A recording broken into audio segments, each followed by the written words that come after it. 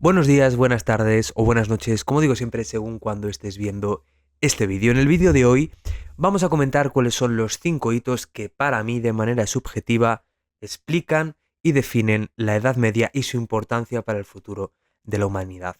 Antes de nada quiero hacer una pequeña aclaración que creo que tiene mucho que ver con el primero de los hitos que he seleccionado.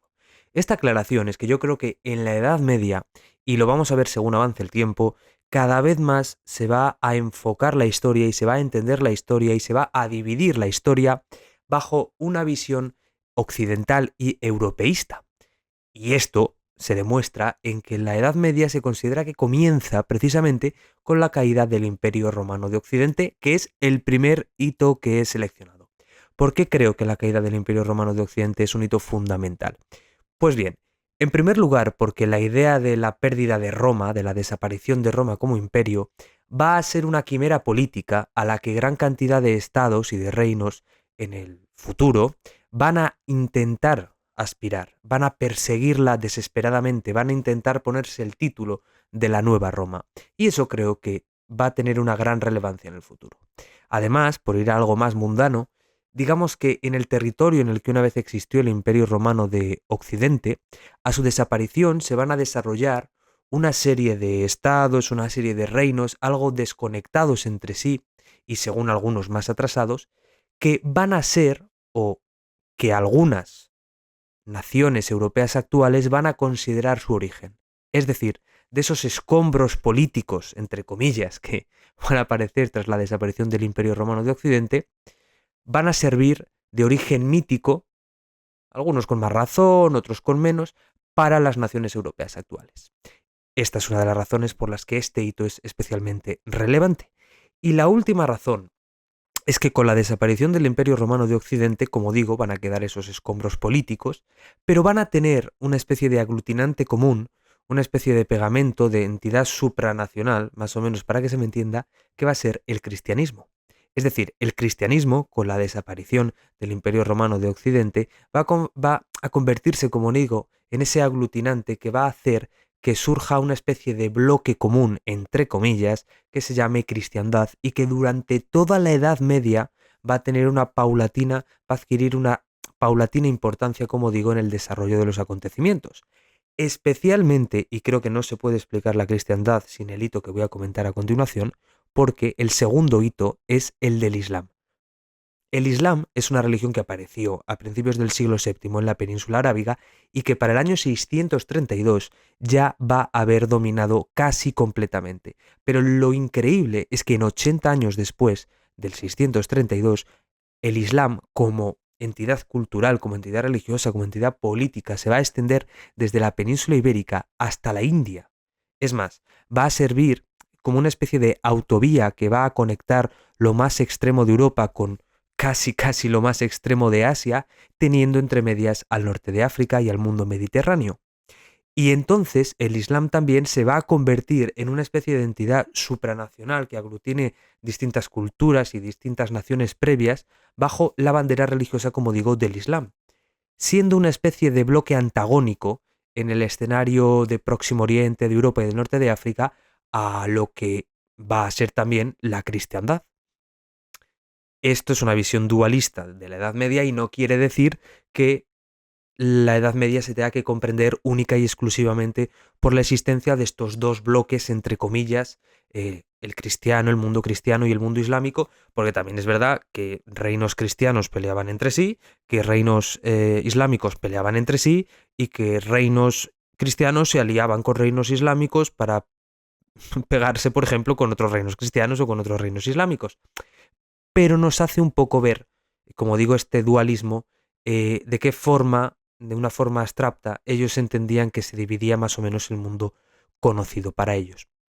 El tercero de los hitos del que quiero hablar, como siempre menciono un hito que es hito no porque ocurriera, sino precisamente porque no ocurrió, por lo que pudo haber sido. Es decir, ¿de qué estoy hablando? De la expedición vikinga a Norteamérica. Y es que, como ya algunos sabréis, los vikingos sí llegaron a América 400 y pico años antes de que Colón lo hiciera. Pero es que cuando los vikingos llegaron a América, concretamente a Norteamérica, en torno a la década de los 20 del siglo XI,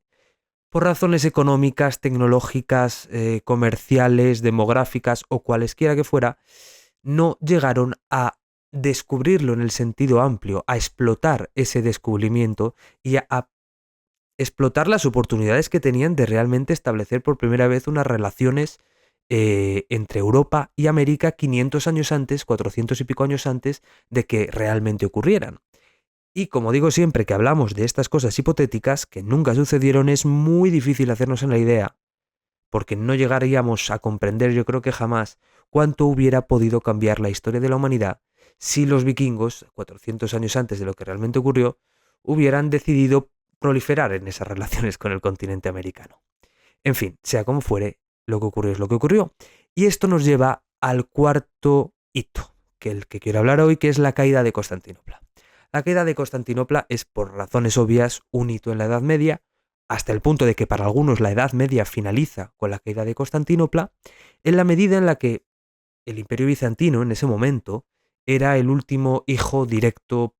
político de Roma, de la Roma original, para entendernos. El Imperio Romano Oriental. Y cae. Y con él cae una larga tradición política, pero es que además lo que condiciona, lo que produce la caída de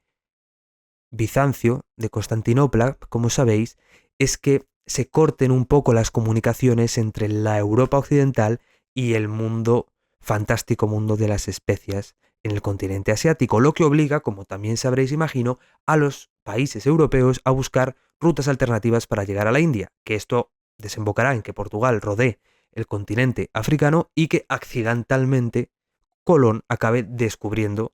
el continente americano, accidentalmente, lo que tienen las cosas, gracias a esa caída de Constantinopla o a consecuencia de. El último de los hitos, por cierto, hito el de Constantinopla, que no sería tan relevante por esta segunda razón, si el tercer hito sí que se hubiese dado. En fin, como veis, todo está conectado. El quinto hito del que quiero hablar es el de la imprenta. La imprenta, como sabéis, constituye una revolución puramente de lo que se refiere a expansión del conocimiento en la humanidad, en la medida en la que permite que los libros ya no tengan que ser copiados a mano, sino que puedan ser impresos y para ello, aparte de abaratarse los costes, se puedan producir a más velocidad y lleguen a más personas. Por lo tanto, más personas tenían la capacidad de tener recursos para aprender a leer y podían empaparse del conocimiento que habitaba en esos libros. Rápidamente la gente se dio cuenta de que la invención de la imprenta iba a cambiar, iba a ser una especie de revolución cognitiva, entre comillas, en su sociedad, porque ya, por ejemplo, en los primeros viajes a América, hablo de finales del siglo XV, principios del XVI, los primeros españoles, genoveses, que llegaron al continente americano, entre sus equipajes ya podemos encontrar libros. ¿Verdad? Que muchos de esos libros no tenían por qué ser eruditísimos, pero muchos eran libros, por ejemplo, de caballerías que alimentaban sus fantasías, eh, las fantasías que tenían ellos de su propia imagen allí en el Nuevo Mundo, allí en la América, en la incipiente América española. En fin, la revolución de la imprenta fue brutal, como digo, porque, entre otras cosas, fue esa primera piedra, o puso esa primera piedra, de lo que hoy en algunas sociedades, afortunadamente, es una alfabetización prácticamente universal. Así que nada, se lo debemos, en parte, como digo, a este quinto hito que tuvo lugar en la Edad Media. Así que nada, hasta aquí los 5 hitos que para mí explican y definen la Edad Media. Es verdad que se me quedan en el tintero, como siempre, algunas cosas, porque podríamos, por ejemplo, haber hablado en el contexto de la expansión del Islam, de la batalla de Poitiers, que frena un poco ese impulso de avance islámico que ya se encontraba penetrando por Europa, había entrado en la península ibérica y había entrado ya en lo que hoy es territorio francés y fue frenado en Poitiers. Podíamos haber hablado, por ejemplo, de la peste negra, pero es verdad, bueno, a ver, como si no fuera importante, ¿no? Pero bueno, no tuvo un impacto quizá tan, bueno, sí tuvo un impacto global, pero era más quizás a nivel económico, estructuras sociales, relevante, pero bueno, lo he querido dejar fuera. Podríamos haber hablado de las cruzadas, pero yo creo que lo hemos tocado de alguna manera, hablando un poco de esa dualidad entre mundo islámico y mundo cristiano. En fin, infinidad de acontecimientos que se nos quedan en el tintero, pero bueno, esto es así. He elegido estos y espero que os hayan gustado. Así que nada, nos vemos en el próximo vídeo en la siguiente edad.